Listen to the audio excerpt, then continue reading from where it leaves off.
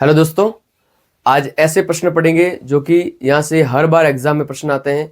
तो देखिएगा प्रश्न नंबर 1।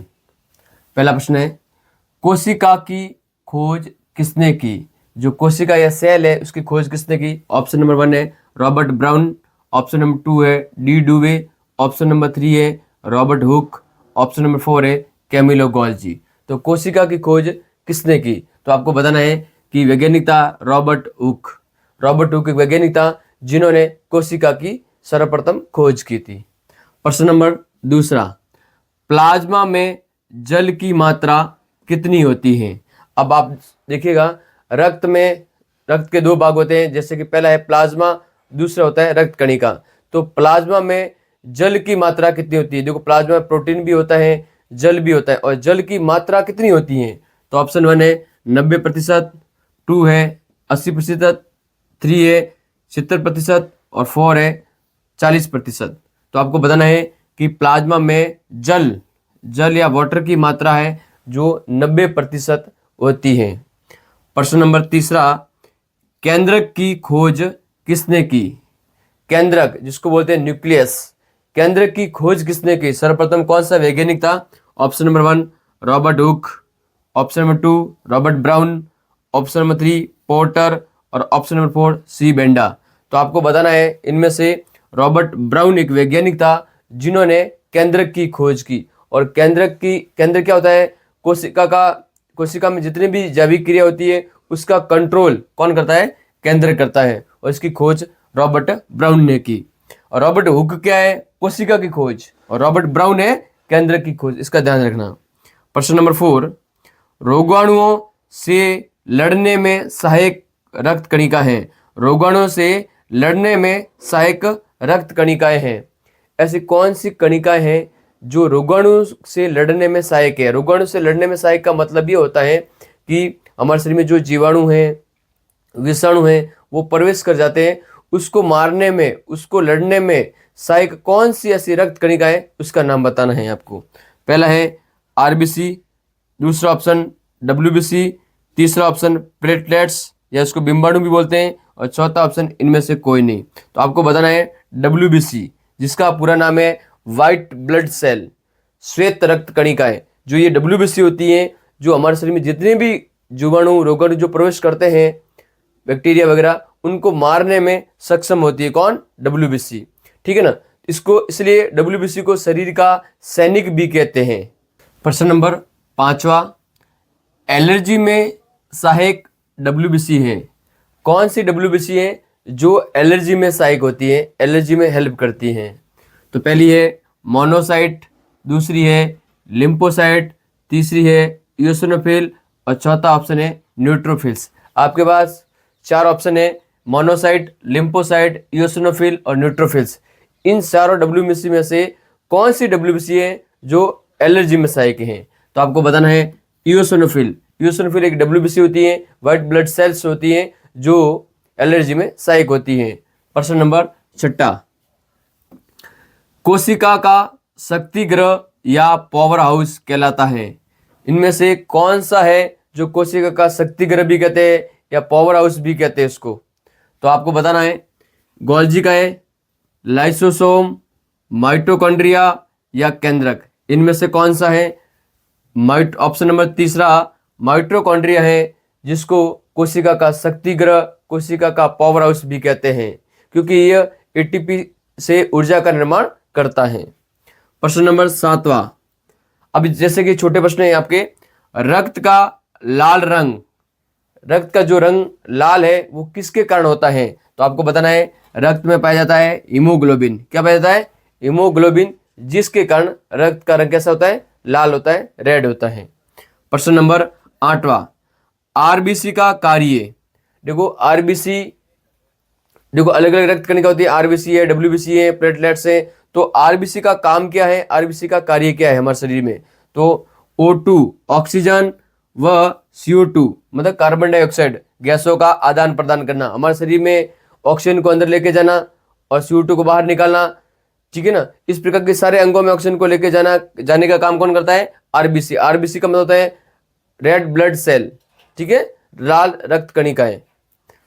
तो प्रश्न नंबर 9, युग्मकों के बनने के लिए प्रजनन अंगों में कौन सा विभाजन होता है? युग्मक, गैमेट्स, युग्मक बनने के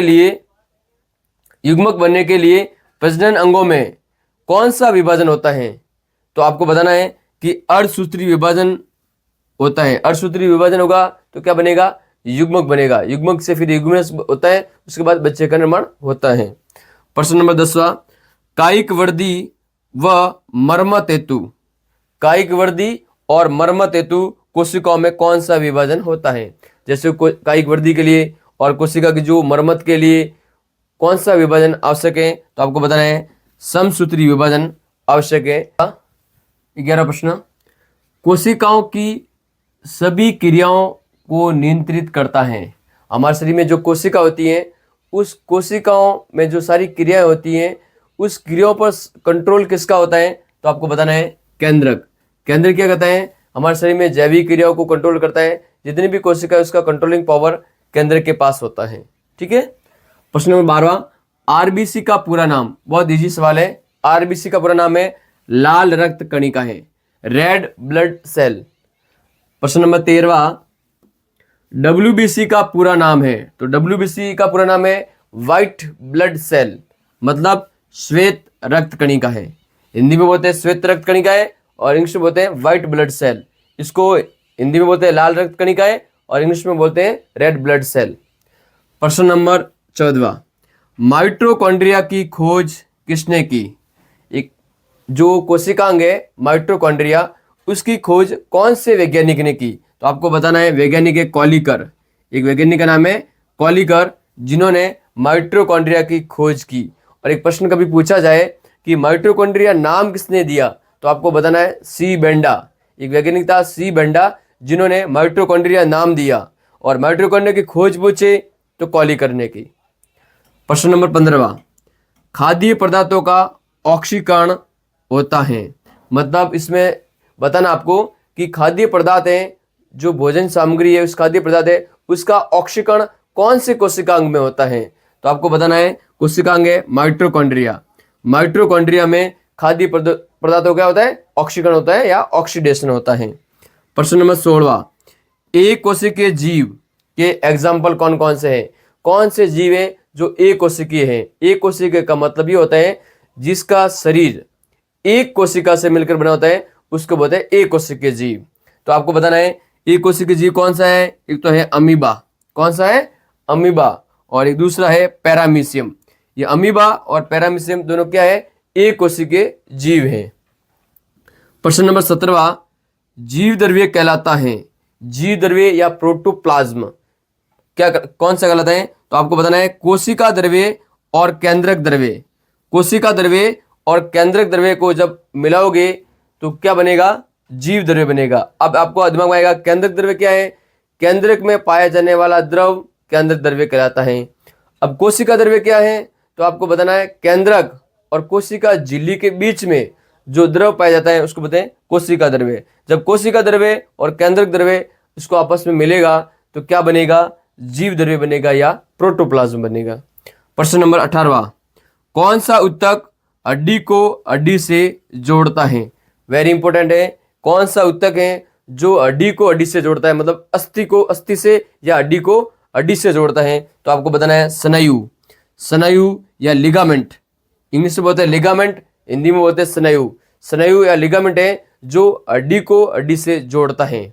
प्रश्न नंबर 19वां, कंडरा या इसको बोलते हैं इंग्लिश में टेंडन। कंडरा या टेंडन क्या होता है? तो आपको बताना है मांसपेशी को हड्डी से जोड़ने वाला ऊतक। मांसपेशी को हड्डी से जोड़ने वाला ऊतक कौन सा है? कंडरा या टेंडन।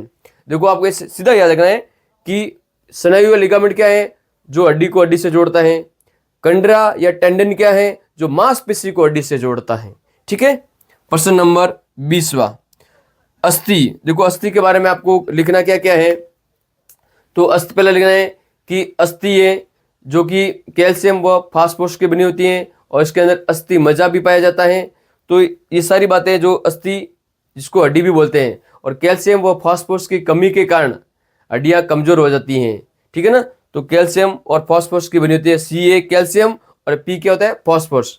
तो ये थे आपकी कोशिका से संबंधित इंपोर्टेंट प्रश्न, और नेक्स्ट वीडियो में ऊतक से संबंधित जितने भी प्रश्न होंगे वो आपको वीडियो में मिलेंगे। तो आप चैनल पर नए हो तो चैनल को सब्सक्राइब कीजिए, शेयर कीजिए और अपने सभी दोस्तों तक भेजिए। और साथ में ये बताना चाहता हूँ कि आप जब सेकंड टेस्ट है उसमें भी इम्पोर्टेंट क्वेश्चन है, तो आप थोड़ा पढ़ते रहना। तो राधे राधे।